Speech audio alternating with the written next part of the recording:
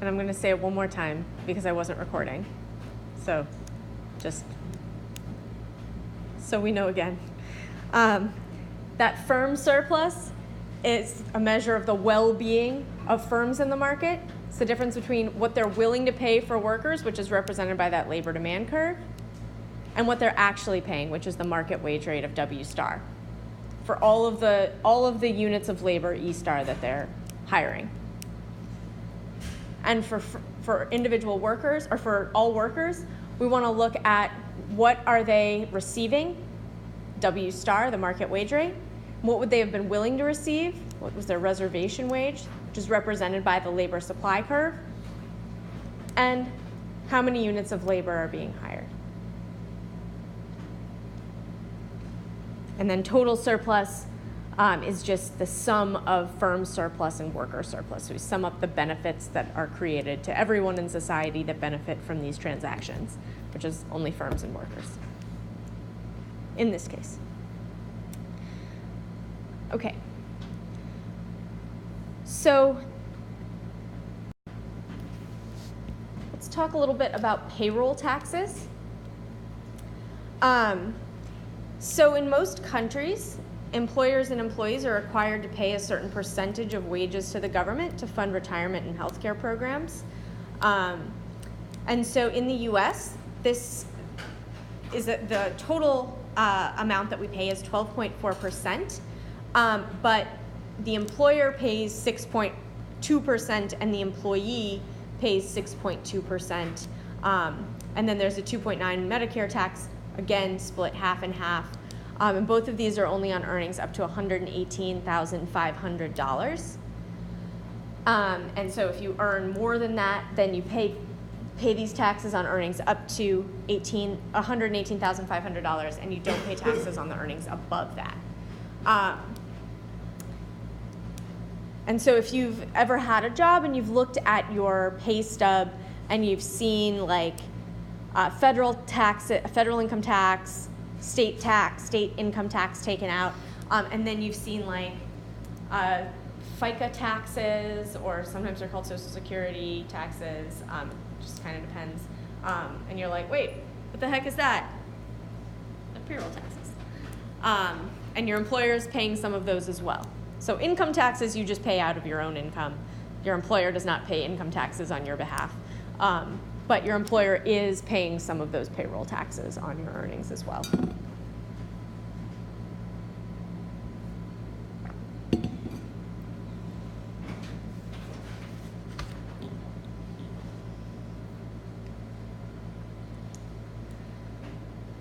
And so what we want to do is we want to look at how taxes are going to affect the labor market. And so for simplicity, we're going to assume not that taxes are a percentage of income, but they're a flat rate on every hour worked. So let's assume that payroll taxes are only paid by the employer and are equal to $2 per hour worked. And we're going to show the effect of this tax on employment wages and firm surplus, so the welfare of firms, and worker surplus, or the welfare of workers. So if firms have to pay this $2 tax, if before they were willing to pay $0, now they are only going to be willing to pay W0 minus $2 to the worker.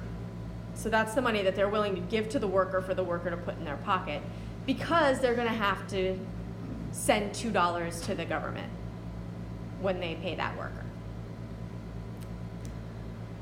So their actual willingness to pay hasn't changed. Their actual willingness to pay for these workers hasn't changed, but the amount that the workers get to put in their pocket of every hour. What am I trying to say? The amount that workers get to put in their pocket is going to be $2 lower than what the firm is actually paying them.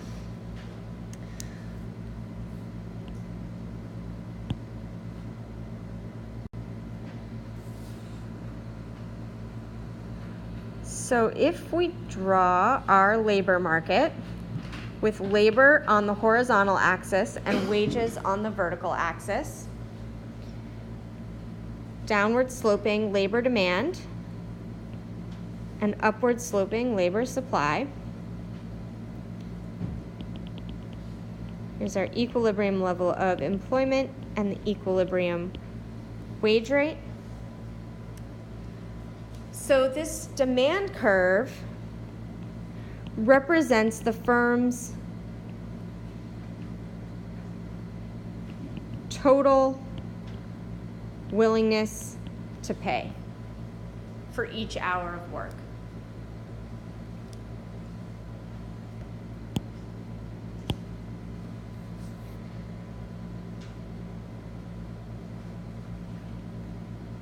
And then we can think about drawing a curve that represents once the tax is imposed,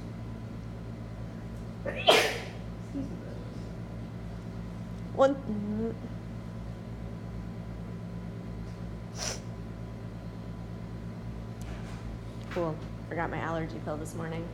Awesome. So once that tax is imposed, we can think about drawing another curve that represents what they're willing to pay to workers, because they're also going to have to pay a $2 tax. So their total willingness to pay hasn't changed. But now what are they willing to pay to workers for each hour worked? And that's going to be $2 less than they were willing to pay them before for each hour worked.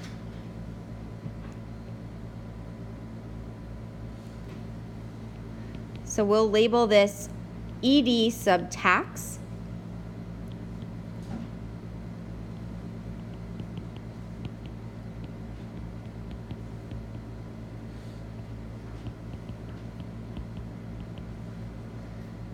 And that vertical distance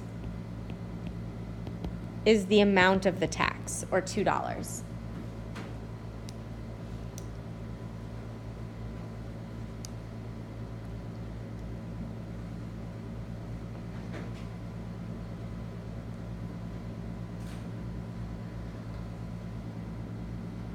So that means that the level of employment with that payroll tax is going to be lower than the equilibrium level of employment. And that payroll tax puts a wedge between the wage that workers are receiving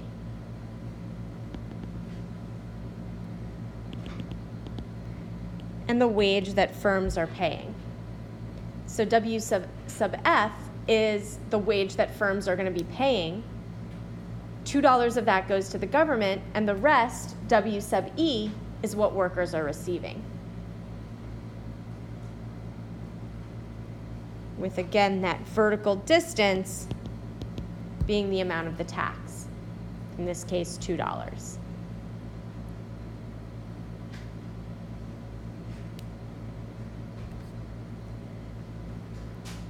Yeah.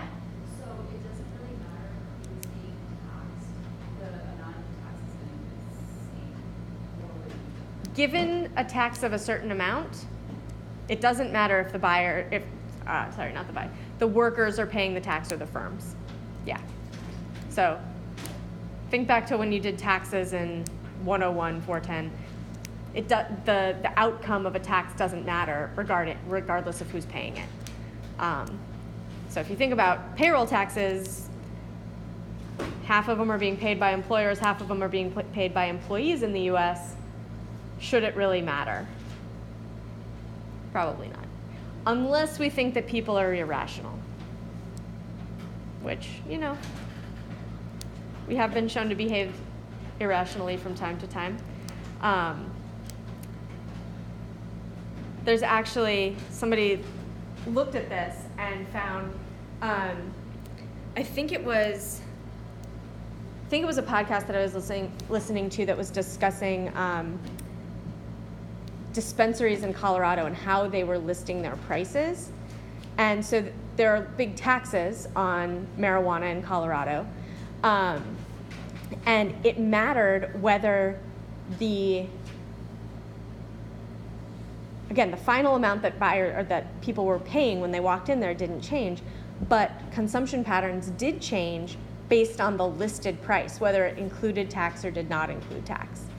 So what we say that we respond to the price that we pay, or like the wage that we receive, but we actually seem to be responding more to what we think we're paying, and anything that's like added on after the fact, we're already at the cash register. We've already accepted the job. Whatever. So like listing prices that include tax in stores might actually lead to people buying less, even if when they get to the cash register, the price is going to be the same. And prices usually tell you if they're pre-tax or post-tax, so like you could figure it out, right?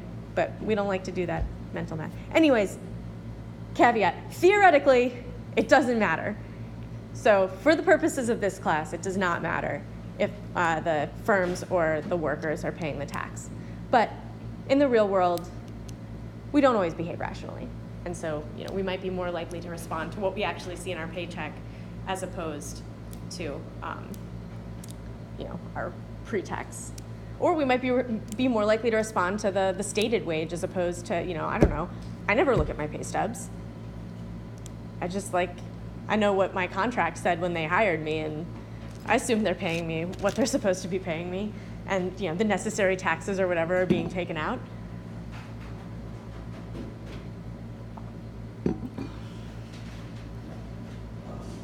Okay. So we can look at any questions about how we're representing taxes graphically? All right, awesome.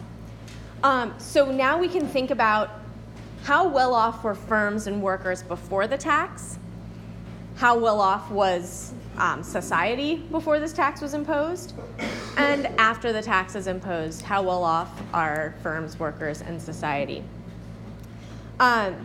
So when we're doing surplus, and if we didn't have linear curves here, I'm always going to use linear curves because we can then just calculate the areas of triangles, and I assume that you guys can do integrals and all that stuff. You did that in 410. Let's just assume that you can do it. I want to know that you understand the concepts and can represent them graphically, and then if I have you calculate surplus, it's just going to be like a triangle or a rectangle. It's fine. I know you can do that. Where was I going with that? I don't know. I think I was just trying to tell you that in 410, you could probably calculated surplus using integrals. No? I specifically remember not doing integrals, which I was expecting since we were doing this and everything. We just took the area of a triangle. Oh. Or a trapezoid or rectangle. Okay. Well, if you have nonlinear labor supply and labor demand curves, you would have to use an integral to calculate area. I'll always give you linear labor supply and labor demand curves. And if I draw them non-linearly, I'll just ask you to label things. Because I assumed that you had that in 410, but maybe that was a strong assumption. Interesting. Okay. Well, if you go on to upper division, 500 level classes, and especially graduate school classes, you'll definitely need to know how to find surplus by taking an integral. Keep that in mind. Okay, so if we want to look before tax, labeling. So a lot of times I will have you label worker surplus, label firm surplus, show me how it changes if there's one policy in place and then another policy gets put in place. So I'll ask you to come up with some sort of system. If you're really artistic or like to bring lots of colors to exams, then you can, use those colors to indicate different areas.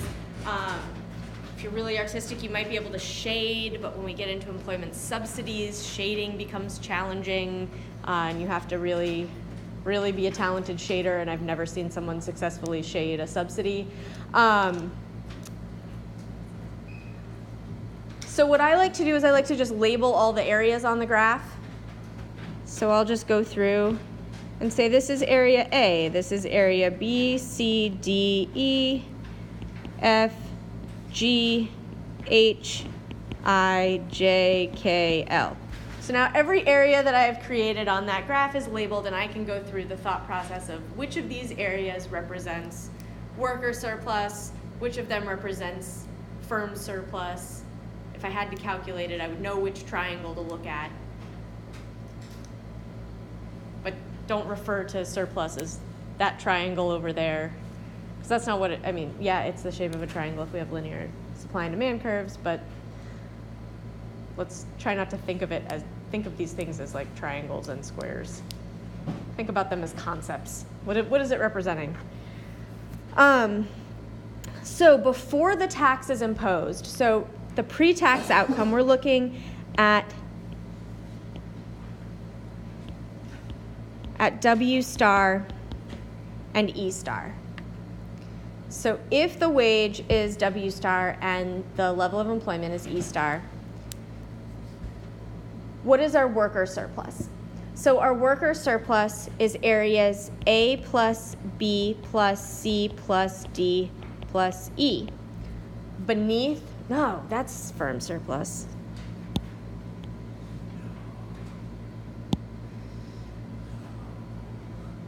Did you write it in pen on your notes or something? Yeah.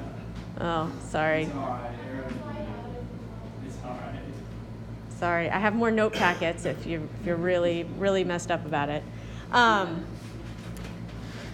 Okay, so we've just gotten to the trickiest part of worker surplus and firm surplus, and that's remembering that workers, who we typically also think about as consumers in like a product market, workers are on the bottom here. We've got the workers represented in that labor supply curve. So workers are receiving a wage of W star. Their reservation wages are represented by that labor supply curve. And so the difference between the wage that they're receiving and their reservation wage for all of those E star hours of labor is going to. Cool, I don't know when that happened or how, but all right. They can come to office hours if they missed a lot. I don't know, we've been on the slide for 13 minutes, so hope it wasn't paused for that long. Otherwise, we've been on the slide for like 20 minutes. Okay. Anyways, so we've got worker surplus, firm surplus, and tax revenue. And tax revenue is when we send money to the government, that money doesn't just get like flushed down a toilet. So presumably. So we want to think about total surplus, remember, is the benefit to society from these transactions. So the government is part of society. They're going to take that tax revenue and then do something with it. So we can't just ignore that when calculating total surplus. So we actually want to add that tax revenue into total surplus. So total surplus is A plus B plus C plus D plus F plus G plus I.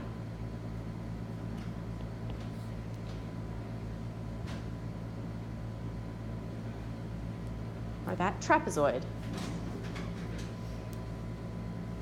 So that difference between what firms are willing to pay for each hour of labor and workers' reservation wages for all the now lower number of hours of work that are being hired. And so in the post-tax outcome, there's less surplus than in the pre-tax outcome. So there's what we call deadweight loss. So the deadweight loss due to that payroll tax is areas E and H. It's the surplus, the benefit to society that is lost because of the tax being imposed. So for each one of these workers for each one of the hours of work in between E-tax and E-star, firms are willing to pay more than workers are willing to accept. And so it would be mutually beneficial for those hours of work to be hired, to be used. But they're not being used with the tax. So that's what the deadweight loss represents. Yeah? So this is something that you would ask as a demonstrator on the test. Yes. Anything we do in class is something that I might ask you to demonstrate on a test in a similar or different way. Yes? What is J? Nothing. I just labeled all of the areas that I created. And yeah, I don't think it represents anything.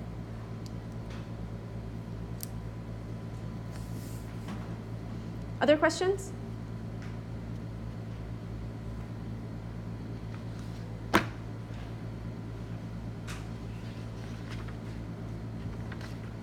Okay.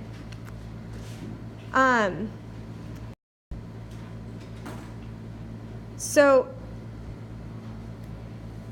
as you should have learned in 101 and 410, the effect of a tax does not depend on whether the tax is imposed on workers or firms.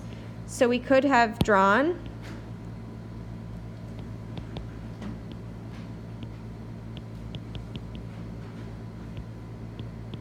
here's our basic labor market.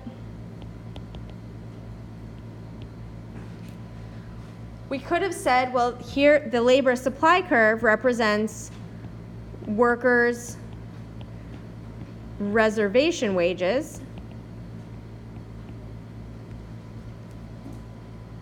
And if the workers have to pay $2 to the government for every hour that they work, then they're going to require that firms pay them $2 more because they're, what they need to put in their pocket to work an hour isn't changing. So we could draw the supply curve with the tax, which represents the wage workers require from firms with that tax, knowing that they're going to have to pay $2 of whatever the firms give them to the government, so that their take-home will be $2 less.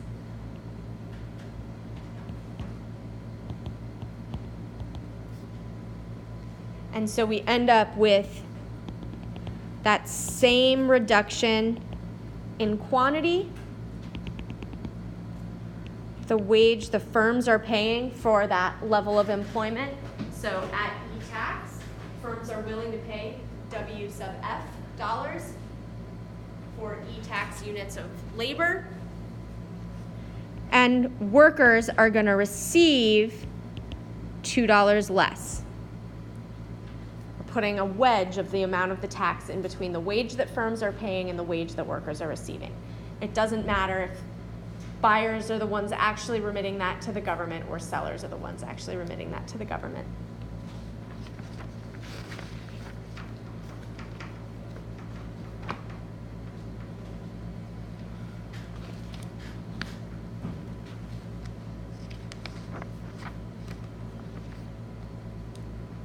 Questions about that?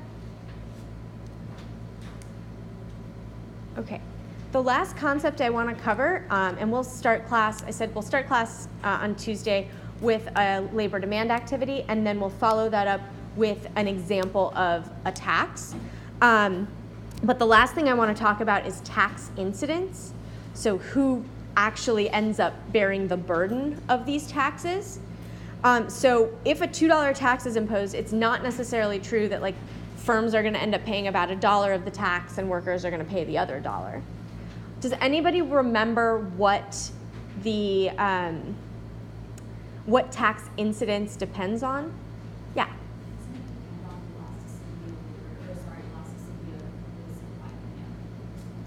Yeah, it has to do with relative elasticities of supply and demand.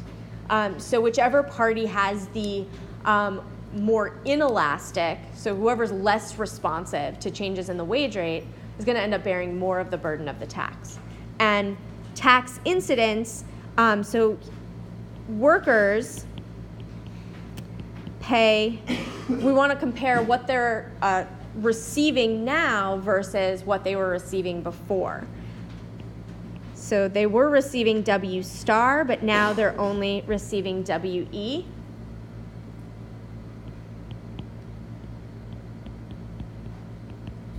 So they're going to pay W star minus WE dollars of the tax, whereas firms are going to pay WF minus W star. So before they were paying W star dollars, now what they're paying to workers has risen to WF dollars. And so that change in the wage that the firms are paying is their tax incidence or their tax burden.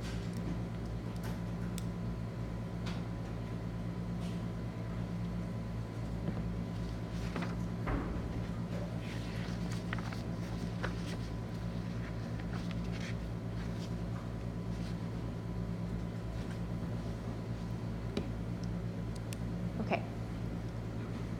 Questions about tax incidence?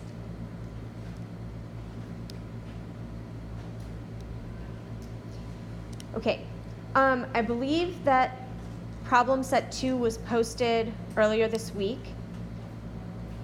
Can someone confirm that? Have you seen it posted? Okay. Yeah, so problem set 2 I believe is due Tuesday. And